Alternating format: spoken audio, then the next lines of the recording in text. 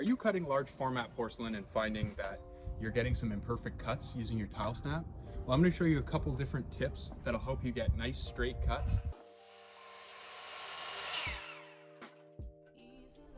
If I simply put the porcelain tile into the snap, and if you're not paying much attention, drive it down, what you'll end up seeing a lot is that as it gets to the end of the snap, your tile starts to break off in weird spots. I'm going to take a similar size piece. First, make sure that you score the very bottom of your cut. Don't start your score mark too far into the piece so that the tile will snap at a weird angle at the bottom.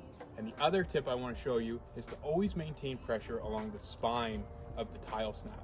No rocking, keep the score line nice and straight too. I'm just applying pressure at the back of the lever. I'm going to do a nice clean cut while maintaining pressure on the spine of the piece.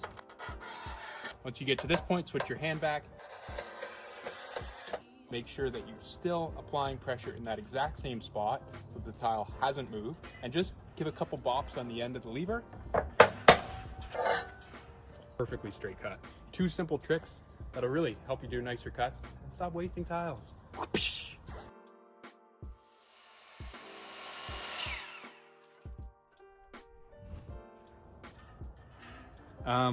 Pretty good.